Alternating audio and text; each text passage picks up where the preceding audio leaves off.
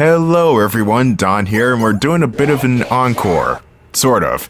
This time it's Teenage Mutant Ninja Turtles, the Hyperstone Heist, released on the Sega Genesis. So basically, this game is the answer to Turtles in Time, but on the Mega Drive. Except it's not Turtles in Time on the Mega Drive, it's actually it's sort of its own game.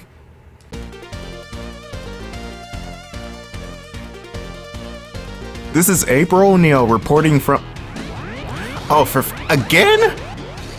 Yes, again, except the whole entirety of New York disappears. Right now, the Statue of Liberty and Manhattan are disappearing.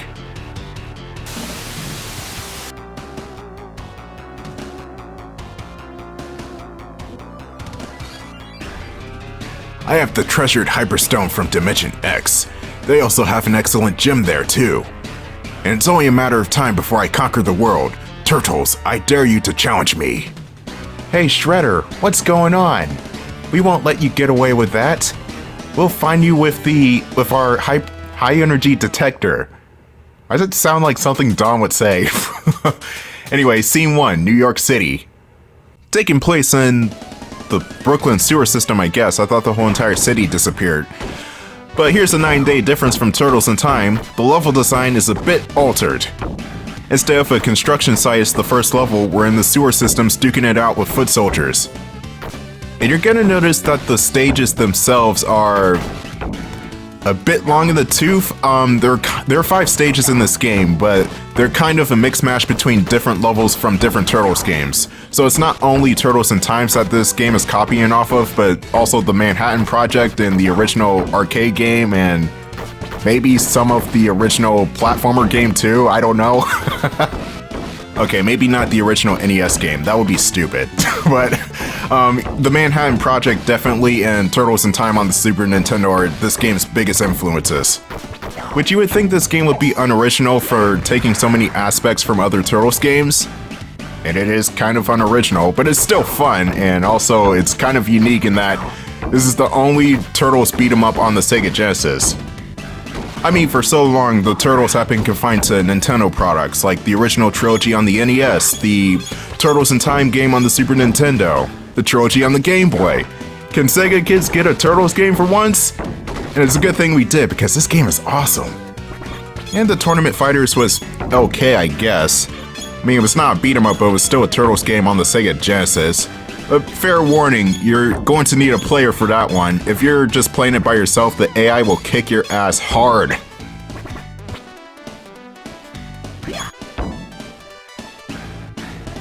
Anyway, fair warning for this game. That triple slam move that I'd be doing, expect to see that a lot, because that's the only grab move in the game. Mostly because the Sega Genesis doesn't have native sprite scaling techniques like Mode 7, the fling toss, the move where the Turtles throw foot soldiers towards the player, was removed. And you don't even need to actually move towards a foot soldier in some cases. Sometimes if you're right on top of the foot soldier and you're attacking, you'll just automatically grab onto them. So it's a bit more streamlined than in Turtles in Time. Which some people are gonna find that extremely user-friendly and good, while others are gonna like the Turtles in Time method better, because it employs a bit of strategy. Or if you're a sane person, you're just gonna like the Shredder's Revenge method better. Man, Shredder's Revenge is such a good game. Alley Cat Blues, but we're still in stage 1, Leo! Oh, fuck. Yeah, this is where the stage alterations come into play. But if you want to get technical and pedantic about it, then yes, Turtles in Time, Alley Cat Blues was the second screen in the game. This is the second screen in the game, so this is still technically a stage 2 if you really think about it. But the way Hyperstone Heist does it, the stage doesn't end until you make it to a boss, so... Yep, we're still in stage 1. Seeing as I'm playing as Leonardo, the main man, let me read his bio. This time I'll be going off of the Hyperstone Heist manual, so the descriptions can be a bit different. Leonardo, the leader of the group and the perfectionist. With a strong sense of responsibility, he leads the fight and has a fiery spirit. Leo's weapon is the katana blade. That's it. That's the description from the Sega Genesis manual. Very straightforward, I will say that, but it lacks the Super Nintendo personality if I do say so myself. So let me switch back to the Turtles in Time manual so I can read off his stats. because the Sega Genesis manual doesn't even do that.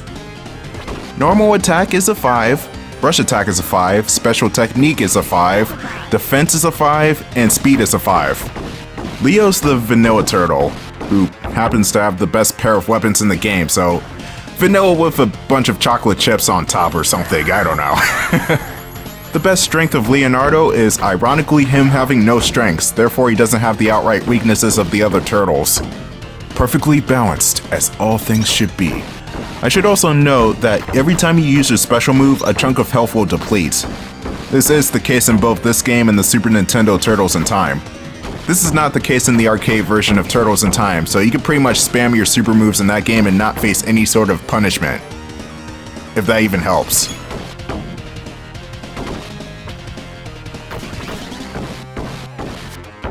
I will give the Hyperstone Heist a point over Turtles in Time in the sound department. The sound design is absolutely violent. Every slam, every punch, every slice sounds brutal. And don't get me started on the explosion sound effects. I mean, there's a reason why Konami would reuse these explosion sound effects in Contra Hardcores. Music-wise, well, it's really just subjective and depends on the era, but whenever there's a Sega Genesis exclusive soundtrack, like the one that's playing in the background, then it actually kind of sounds better than some of the Super Nintendo soundtracks. In my opinion, of course.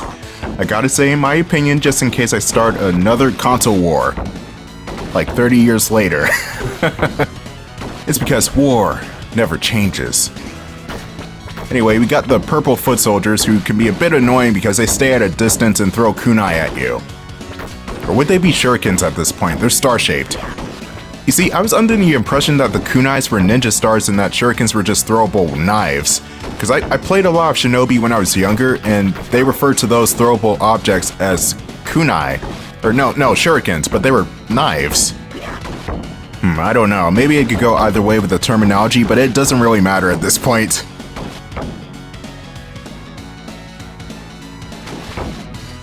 Pizza monsters, and they're really pathetically easy in this game. You can just stand over where they're about to jump out and slash at them to destroy them really quickly. And also, there's something about the water in this game that looks kind of shitty. I know we're in the sewers, but still, look at the Super Nintendo version, then look at this game. Ugh. Let's put a dithering effect on it, that will work out great. Okay, I guess, but it just looks terrible. And everybody's walking on top of the water in this game. There's some Christian symbolism in this game. And somehow Castlevania 4 got censored. Come on! I joke, of course. But then again, this is handled by Sega, and therefore they could allow that stuff.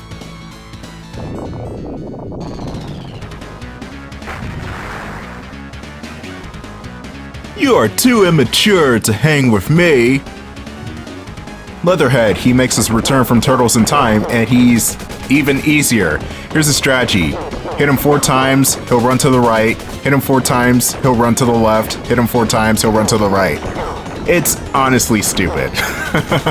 He will throw daggers at you, or they could be kunai. No, I'm kidding. They're daggers. He'll throw them at you if you leave him alone for a bit. Lather, rinse, repeat. Leatherhead is easy as shit.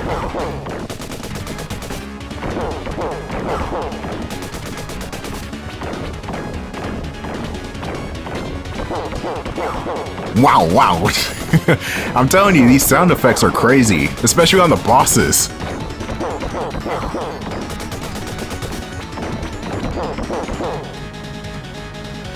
I've been beaten by a bunch of teenage turtles.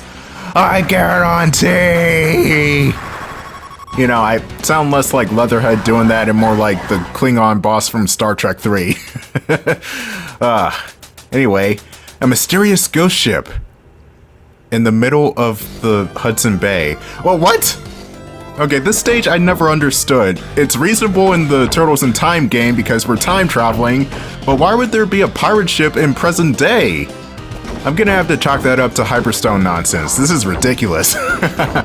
Anyway, here's this is kind of a bonus stage. I don't know, it's not quite a bonus stage, but it is. And here we can collect pizzas, even though it doesn't add to our health. And you'll notice that the scenery is a bit different. It's not sewer surfing, but rather the TMNT III stage or the Manhattan Project, that's what I mean by TMNT III. It's kind of like that stage. You have to avoid or kill the foot soldiers, as well as avoid the boxes and crates in the water. But you can actually destroy it too. I didn't know you can do that, but apparently you can destroy the barrels and crates that are in the ocean. It's not gonna really do much, but it's helpful. No, seriously, why are these pizzas here if I can't get any health back from them? It's just really ridiculous. Anyway, Mikey here. Where the hell did I put the manual? Oh god, where'd I put it? Here it is. A glutton for pizza, Mike is a humorous dude with a cheerful personality. Even if he is a little scatterbrained, he handles the nunchucks like a master and is a flashy attacker. Michelangelo's power rating, normal attack is a 7, rush attack is a 5, special technique is a 7, defense is a 7, and speed is a 5. Here's the strange thing about Michelangelo, he's the strongest character in the game, but you would think he would be the slowest, right? No, he's not the slowest character in the game, that's reserved for Donnie. In walking speed, that is. Michelangelo's combo startup, on the other hand, is slow. And out of all the characters in this game, Mikey seems to have the best base stats overall. So that makes Michelangelo the second most balanced character in the game outside of Leonardo. Cause Donatello has good reach, but he's slow, and Raph is quick, but he's also frail. No wonder why Mikey's the last Ronin. Anyway, here's the pirate ship level, and it's kind of more or less the same as the Super Nintendo version except for a change of scenery. You still got the dangerous ass floorboards that'll whack you in the face if you walk across them, and surprisingly there are no boomerang guys. That's one thing I should note, the selection of foot soldiers is not that extensive, honestly. The Hyperstone Heist is missing the guys with the axes, the guys with the chakrams, the boomerangs, and the guys with the hook blades. And you'll also notice that the enemies in this game tend to come out in a very uniform, almost predictable type of fashion. It's not like in Turtles in Time where the foot soldiers seem like they could just jump out from anywhere. Like take the pirate ship level from that game for example, where the foot soldiers can literally jump out of the water or just climb up the deck. The entrances are very dynamic in that way. That is until you know where they're coming from and you can jump them on the way in, but still, it's very dynamic.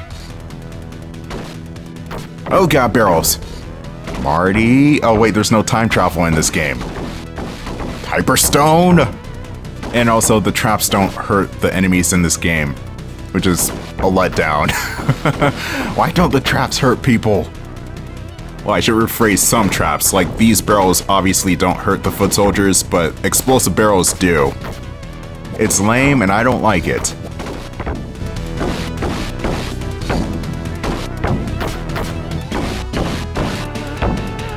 I did not mean to time the slam with the music, but somehow that worked. Anyway, rock soldiers. These guys suck in this version. It seems like they're harder to hit and get into a combo because they get knocked back super far. And they also like to dash a lot in this version. And I mean a lot. There's a way to get around them tackling you, and that's actually to tackle them. Your dash strike can actually override theirs. Still doesn't help if the rock soldiers have guns though, you have to jump kick them.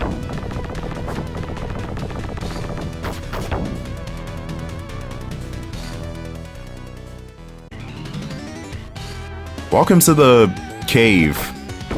Yeah, cave. Really imaginative level. Now it's obviously supposed to be the prehistoric age level, but it's not.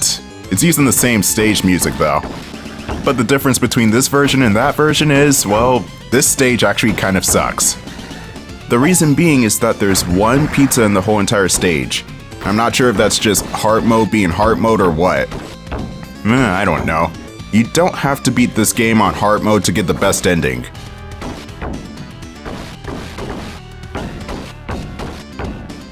Where's the pizza? Where's the pizza? Ow! Stalactite to the face. Oh, come on, I couldn't even get up. That's another weird thing about the Hyperstone Heist. You get little to no invincibility frames when you get up. And the rock soldiers are probably the most guilty culprits of that bullshit.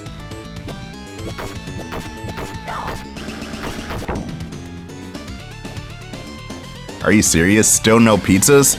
This game is trolling me at this point.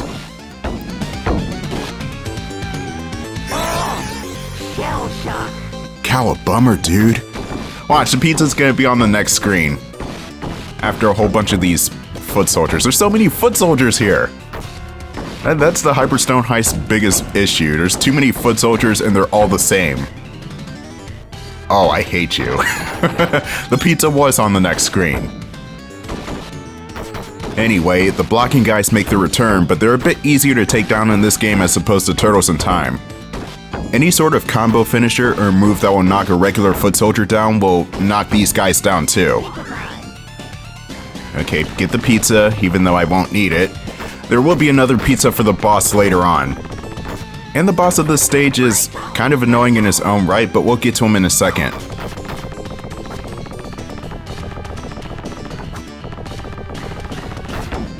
That shoulder tackle is really good for the rock soldiers, I'm telling you. And this game loves to spam rock soldiers in the most inconvenient places. There's something I forgot to mention in the Turtles in Time playthrough, and it works in this game too, is that you can actually switch the color modes of the turtles. You can either stay with the animated colors, or as this game dubs it, anime, even though it's an American animation, there's a difference, and comic book colors. The anime version is what you expect from the 1987 cartoon. The turtles are the same shade of green, and they all have pupils. The comic book colors you would expect to be in black and white since the original comics were in black and white. But no, the turtles are a different shade of green, and they have like Batman eyes, so no pupils at all. You look delicious. I'm hungry for some turtle soup. But yeah, definitely interesting on the whole color mode switching thing, because I don't think any other game did that before this one. Or Turtles in Time. Anyway, Rocksteady sans Bebop. He's kind of a pain in the ass to deal with. Whenever he goes up for his charging move, he's completely invincible, so you have to wait for him to finish the attack. Other than that, he's got two different attacks, one where he's shooting you from a distance, and the other one where he's kicking you. And the kick attack is weird because sometimes it hits you, sometimes it don't. Other times Rocksteady will turn around and kick in the other direction and somehow it hits you, so it makes, like right there, what the hell was that? It makes no logical sense. Was he Leon from Resident Evil 4? Is his kicks just transcend time and space? But what you need to do is hit him a couple times, then get away from him as he's going to rev up for his charge attack, then hit him a couple more times, get away from his machine gun attack, jump over to charge attack, or fail to do that. God damn it. Rocksteady, why are you so difficult all of a sudden? You're supposed to be difficult with Bebop.